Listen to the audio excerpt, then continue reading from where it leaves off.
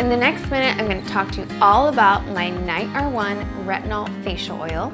I'm going to share with you the benefits, the key ingredients, how to use, and what skin types are best to be using this product.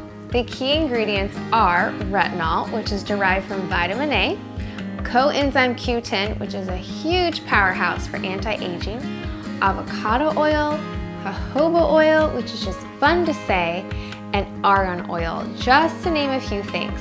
This is a super natural and clean product as well, paraben-free, dye-free, and not tested on animals. Now, if you were looking for an anti-aging product, this is it. Also, if you have dry skin, oily skin, combination skin, you will love this product. It has all kinds of good oils, like I previously mentioned, that are great for your skin. Take about 2 to 5 drops. You apply it on your face, neck, and décolleté if you like, if you fancy.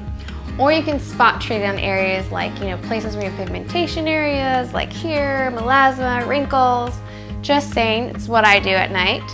And you use it, and in the morning you'll have super hydrated, moisturized skin. You're gonna love the way it feels. It's super luxurious. And that is my Night R1 Retinol Facial Oil.